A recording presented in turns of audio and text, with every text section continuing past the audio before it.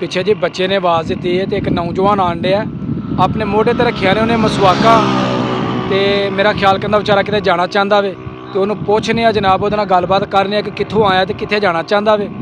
ਆ ਜਾ ਬਈ, ਆ ਜਾ ਆ ਜਾ।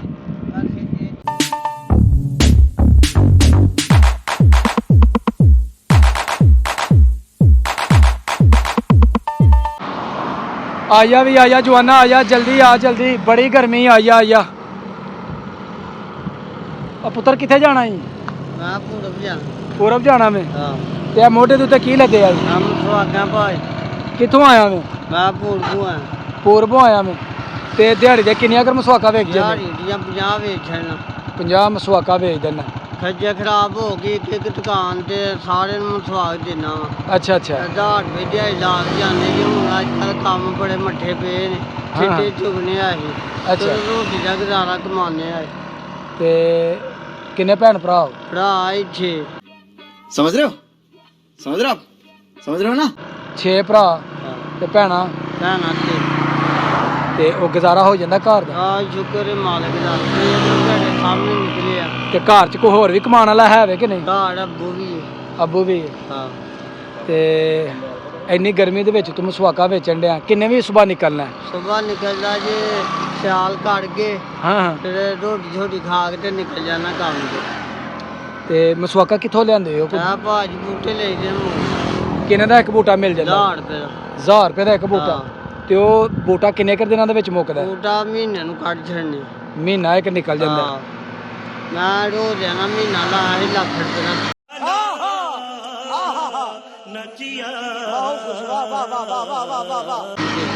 ਮਾਸ਼ਾਅੱਲਾ, ਫੇਰ ਤੇ ਬਈ ਮਾਸ਼ਾਅੱਲਾ ਬੜੀ ਰੋਜ਼ੀ ਰੋਟੀ ਹੈ ਇਸ ਕੰਮ ਦੇ ਵਿੱਚ। ਉਹ ਜਿੱਥੋਂ ਨਾ ਮਾਲਕ ਜਿੰਨੇ ਦੇਣਾ ਡਾਕਟਰ ਸਾਹਿਬ। ਤੇ ਕਿੰਨੀ ਦੇਰ ਹੋ ਗਈ ਤੈਨੂੰ ਇਹ ਕੰਮ ਕਰਦੇ ਆ? ਇਹ ਭਾਜ ਬਾਬਾ ਸਾਲ ਹੋ ਗਏ ਨੇ ਕੰਮ ਕਰਨਾ ਮੈਂ ਸਵਾਗਾਂ ਦਾ। ਕੱਲ ਨੂੰ ਉਹਨਾਂ ਤੋਂ ਕਰਨੇ ਆ ਉਹ ਦਿੰਦੇ ਕੱਖ ਵੀ ਨਹੀਂ। ਅੱਛਾ। 1000 ਰੁਪਇਆ ਦਿੰਦੇ ਸੀ। ਹਾਂ ਹਾਂ। ਫਿਰ ਆਪਣੀਆਂ ਮਸਵਾਕਾਂ ਦਾ ਕਾਰੋਬਾਰ ਕਰਨਾ 1000 ਰੁਪਏ ਦਿਹਾੜੀ ਲਾ ਕੇ ਤੁਰ ਜਾਂਦੇ ਆ ਭਾਜੀ। ਅੱਛਾ। ਤੇ ਆਪਣਾ ਰੋਟੀ ਦਾ ਗੁਜ਼ਾਰਾ ਲਾਈ ਜਾਂਦੇ ਆ। 15000 ਰੁਪਇਆ ਦਿੱਤਾ ਸੀ ਅੱਬੇ ਨੂੰ, ਮੈਂ ਕਿਹਾ ਲਾ ਕੰਨਾ ਪਲਸਟਰ ਕਰਾ ਲੈ। ਅੱਛਾ।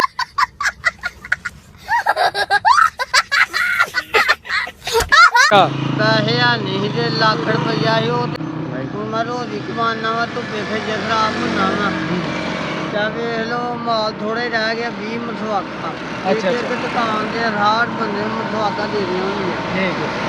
ਤੇ ਮੈਂ ਤੁਹਾਨੂੰ ਕੰਮ ਕੀਤਾ ਸਾਰਿਆਂ ਕੋਲ ਕੀਤਾ ਜਿਹੜਾ 1000 ਰੁਪਇਆ ਦਿੰਦੇ ਮੈਨੂੰ ਬਸ। ਹਫ਼ਤੇ ਦਾ 1000? ਇੱਥੇ ਦਿਹਾੜੀ ਕਿੰਨੇ ਦੀ ਲੱਗ ਜਾਂਦੀ? 1000 ਰੁਪਇਆ ਥੋੜਾ ਏ। ਫਿਰ ਮੈਂ ਆਪਣੀਆਂ ਮਸਵਾਕਾਂ ਵੇਚਦਾ ਉਹ ਬਾਰੇ ਚ।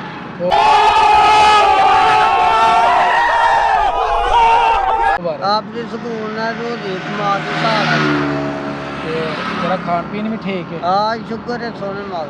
ਤੇ ਹੁਣ ਕਿੰਨੇ ਦੀ ਦਿਹਾੜੀ ਲਾ ਕੇ ਆਇਆ? ਦਿਹਾੜੀ 1000 ਰੁਪਏ।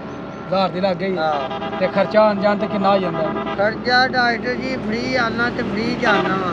ਓ ਮਾਈ ਗॉड, ਵਾਓ। 1000 ਰੁਪਏ ਦਿਹਾੜੀ ਲਾ ਕੇ ਤੁਰ ਜਾ। ਯਾਨੀ ਜਿਸ ਤਰ੍ਹਾਂ ਕੋਈ ਵੀ ਮੋਟਰਸਾਈਕਲ ਵਾਲਾ ਟੱਕਰ ਜਾਂਦਾ ਵੇ ਉਹਦੇ ਪਿੱਛੇ ਬੈਠਣਾ ਮੇਰੇ ਘਰ ਤੱਕ ਪਹੁੰਚ ਜਾਣਾ। ਘਰ ਤੇ ਤੇ ਹੁਣ ਮੈਂ ਤੈਨੂੰ ਨਾਲ ਲੈ ਕੇ ਜਾਣਾ ਵਾ। ਚਲੋ ਜੀ ਇਹ ਵੇਖ ਸਕਦੇ ਹੋ ਜੀ ਸਾਡੇ ਨਾ ਮੁਲਕ ਦਾ ਇੱਕ ਬੜਾ ਪੋਜ਼ਿਟਿਵ ਜਿਹੜਾ ਨਾ ਚਿਹਰਾ ਹੈ ਕਿ ਜਿਹੜਾ ਰੋਜ਼ੀ ਰੋਟੀ ਕਮਾਉਣ ਵਾਸਤੇ ਮਿਹਨਤ ਮੁਸ਼ੱਕਤ ਕਰਦਾ ਵੇ। ਕੋਈ ਮੰਗ ਕੇ ਜਿਹੜਾ ਨਾ ਲੋਕ ਖਾਂਦੇ ਨਹੀਂ ਹੈ ਕਿਉਂਕਿ ਸਮਝਦੇ ਨੇ ਕਿ ਖੁਦਦਾਰੀ ਇਹਦੇ ਵਿੱਚ ਹੀ ਹੈ ਕਿ ਆਪਣੀ ਮਿਹਨਤ ਕੀਤੀ ਜਾਏ। ਅੱਲਾ ਨੇ ਹੱਥ ਦਿੱਤੇ ਨੇ, ਪੈਰ ਦਿੱਤੇ ਨੇ, ਅੱਲਾ ਨੇ ਅਕਲ ਤੇ ਸ਼ੌਰ ਦਿੱਤਾ ਤੇ ਇਹਦਾ ਇਸਤੇਮਾਲ ਅੱਛੇ ਤਰੀਕੇ ਨਾਲ ਕਰੀਏ। ਤੇ ਬੜੇ ਜੀ ਇਸ ਚੀਜ਼ ਦੀ ਖੁਸ਼ੀ ਹੁੰਦੀ ਹੈ ਕਿ ਜਦੋਂ ਇਹੋ ਜਿਹੇ ਬੱਚੇ ਜਿਹੜੇ ਨਾ ਮਿਹਨਤ ਮੁਸ਼ੱਕਤ ਕਰਦੇ ਨੇ, ਮਜ਼ਦੂਰੀ ਕਰਦੇ ਨੇ ਤੇ ਆਪਣੇ ਘਰ ਨੂੰ ਜਿਹੜਾ ਨਾ ਚਲਾਉਂਦੇ ਨੇ। ਤੇ ਇਹਨਾਂ ਲਫ਼ਜ਼ਾਂ ਦੇ ਨਾਲ ਜੀ ਮੇਰੀ ਅੱਜ ਦੀ ਵੀਡੀਓ ਹੋ ਗਈ ਹੈ ਮੁਕੰਮਲ। ਅਗਰ ਮੇਰੀ ਵੀਡੀਓ ਲੱਗੇ ਚੰਗੀ ਤੇ ਮੇਰੀ ਵੀਡੀਓ ਨੂੰ ਇੱਕ ਲਾਈਕ ਕਰ ਦੇਣਾ ਤੇ ਜਿਹੜੇ ਦੋਸਤ ਮੇਰੇ ਚੈਨਲ ਤੇ ਨਏ ਨੇ ਉਹ ਜਲਦੀ ਜਲਦੀ ਮੇਰੇ ਚੈਨਲ ਨੂੰ ਕਰ ਦਿਓ ਸਬਸਕ੍ਰਾਈਬ ਤਾਂ ਕਿ ਆਉਣ ਵਾਲੀ ਵੀਡੀਓ ਦਾ ਨੋਟੀਫਿਕੇਸ਼ਨ ਤੁਹਾਡੇ ਤੱਕ ਬਾਰ-ਬਾਰ ਪਹੁੰਚਦਾ ਰਹੇ। ਮੈਨੂੰ ਤਾਂ ਬਈ ਇਜਾਜ਼ਤ ਹੈ। ਹਮੇਸ਼ਾ ਖੁਸ਼ ਰਹੋ, ਆਬਾਦ ਰਹੋ। ਅੱਲਾ ਹਾਫਿਜ਼।